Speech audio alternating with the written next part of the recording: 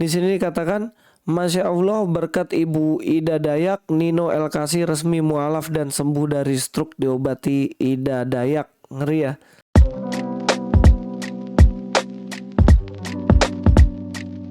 Assalamualaikum, selamat datang kembali di channel ini. Balik lagi dengan saya Luis Prasetyo sini.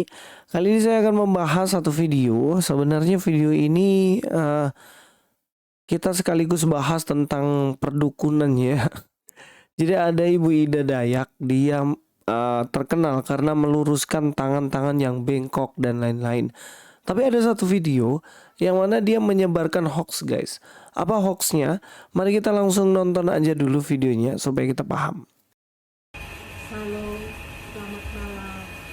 Saya Oma Poli hendak meluruskan tentang fitnah dan berita hoax terkait kesembuhan El Ibnu oleh Ibu Ida Dayak, bahwa hari ini tanggal 4 April jam 7 El Ibnu belum pernah bertemu dengan Ibu Ida Dayak. Dan keadaan terkini bisa Anda lihat, saudara-saudara lihat di dalam video dan foto yang kami tayangkan.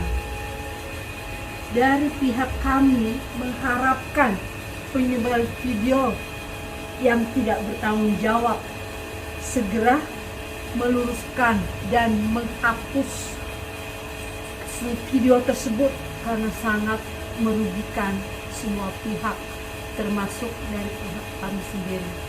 Terima kasih. Ya, jadi Bang El di sini memberikan klarifikasi melalui ibu tadi yang mengatakan bagaimana bahwa dirinya sebenarnya belum sembuh dan belum pernah ketemu sama Ibu Ida Dayak ini. Sehingga berita yang tersebar itu sebenarnya adalah berita hoax, guys. Nah, sebenarnya ada berita apa kok sampai harus klarifikasi? Mari kita akan bahas saja. Dalam video-video YouTube ini ya, kalau kita lihat ya, di sini dikatakan, Masya Allah berkat Ibu Ida Dayak, Nino Elkasi resmi mualaf dan sembuh dari stroke diobati Ida Dayak. Ngeri ya. Jadi dikatakan di sini dia ini mualaf kembali karena kan memang dikabarkan dia sudah pindah agama ya. Kemudian dikatakan di sini dia ternyata mualaf dan kemudian dikatakan sembuh dari stroke diobati Ibu Ida Dayak. Nah, dari thumbnailnya sebenarnya meyakinkan banget karena di sini tulis insert pagi berkat Ibu Ida Dayak, Nino Elkasi sembuh dari stroke, ya kan? Kalau kita lihat juga di sini, sorry ini masih iklan. Video-videonya itu dieditnya kayak gini loh, guys. Ya kan? Dia sudah bisa jalan nih. Padahal ini kan, ya ini terapinya gitu kan. Dia sudah bisa jalan dan kemudian jalannya itu dikasih video seperti ini supaya seakan-akan ibu ini yang menyembuhkan gitu loh. Tapi saya nggak tahu apakah ibu ini benar-benar orang Dayak atau bukan ya. Saya nggak tahu juga. Kalau istri saya sendiri adalah orang Dayak ya, jadi saya sedikit tahulah tentang mereka. Tapi Ibu Ida ini nggak tahu dia ini benar dari Dayak atau enggak gitu kan. Tapi yang jelas dari videonya ini nggak benar. Seperti klarifikasi yang disampaikan tadi, ternyata nggak benar. Bahwa ibu ini tidak pernah, Ibu Ida ini tidak pernah ketemu sama vokalisnya Elkasi, El Ibnu ini. Kalau kita lihat ya, kalau kita lihat ini videonya lagi nih, ini penontonnya hampir 300.000 loh guys. 10 hari lalu. Pecah tangis Nino berkat Ibu Ida Dayak, vokalis band Elkasi bisa jalan pulih dari stroke, ya kan?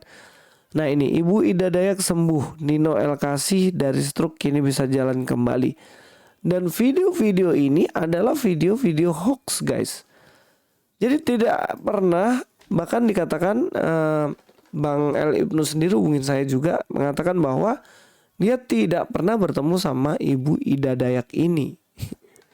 Dan ini benar-benar berita hoax yang keterlaluan karena menaikkan pamor seseorang dengan cara mengait-ngaitkan orang lain, padahal orang lain itu tidak mengalami seperti apa yang dialami itu sendiri. Oke ya. Kemarin Bang El juga mengatakan bahwa saya ini sebenarnya dijebak. Nah, di sini saya bingung juga maksudnya dijebak nih apa. Setelah saya cek-cek, ternyata katanya itu ada orang-orang dalam kolom komentar mengatakan ketemu Ibu Ida Dayak saja, ketemu saja supaya bisa sembuh. Tapi di situ dia nggak mengiyakan dan dia tidak mau ketemu gitu. Tapi ternyata tiba-tiba ada video yang mengatakan El Ibnu bisa jalan karena Ida Dayak. Nah ini jelas karangmologi ya. Ini berita-berita yang nggak benar, ini isu yang nggak benar begitu. Nah kalau kita lihat lagi ya teman-teman, dalam Alkitab sendiri kan sebenarnya hal ini kan nggak boleh ya. Kalau dalam Alkitab sendiri ya. Contohnya lah saya ambil dari ayat 31. Jangan pergi minta nasihat kepada dukun yang mengadakan hubungan dengan roh-roh mati. Kalau kamu melakukan itu kamu menjadi najis. Akulah Tuhan Allahmu. Di Samuel juga seperti itu. Dikatakan ya. Tentang Samuel. Bagaimana Samuel menghabisi semua. Bukan Samuel. Saul menghabisi semua dukun. Tapi ujung-ujungnya Samuel sendiri yang pergi mencari dukun. Iya kan? Kayak Saul, maksud saya Saul. Saul sendiri malah cari dukun. Sebab itu Saul berkata pada para pengawalnya, carilah seorang dukun wanita. Padahal dukun kan dilarang pada zaman itu ya. Dalam 2 Raja-Raja. Mana mungkin sebagai kawan kalau di sini masih banyak dukun. Karena perdukunan jelas gak boleh ya. Tetapi ia menjawab, saya bukan dukun. Saya juga tidak punya makanan pakaian. Jangan suruh saya menjadi pemimpin bangsa. Nah, di sini dikatakan karena itu dipanggilnya para pengawal ahli jampi, dukun, orang belirmu untuk menerangkan mimpinya. Tapi di sini jelas nggak bisa menerangkan mimpi. Nanti Daniel yang bisa menerangkan mimpi. Tapi ahli jampi dan dukun bagi orang Israel jelas nggak boleh. Ada beberapa dukun Yahudi yang pergi kemana-mana mengusir roh jahat dan orang-orang dari orang-orang. Dukun itu mencoba memakai nama Yesus untuk mengusir roh setan. Mereka berkata kepada roh setan itu atas nama Yesus yang diberitakan oleh Paulus, saya mengusir kamu. Tapi di sini roh setannya itu justru berkata, aku kenal Yesus dan Paulus aku kenal, tapi kamu ini siapa? Dukun yang mencoba diri menjadi pahlawan, ternyata malah dihina sendiri sama setannya. Ya, jadi teman-teman sebenarnya dalam video ini ya jelas saya sudah beberapa kali sebenarnya mengatakan bahwa perdukunan dalam kekristenan jelas tidak boleh dan dilarang. Itu tidak sesuai kebenaran. Itu yang harus kita tahu semuanya. Dan selain itu bahwa Bang El Ibnu sendiri imannya dia tidak mau ketemu dukun. Apa gunanya sembuh secara fisik kalau rohaninya nggak sembuh? Yang lebih penting adalah sebenarnya rohaninya, imannya yang benar kepada Tuhan. Soal kesembuhan itu ya bonus doang gitu loh. Jadi yang membuat video ini jangan buat video hoax yang kemudian merugikan orang lain.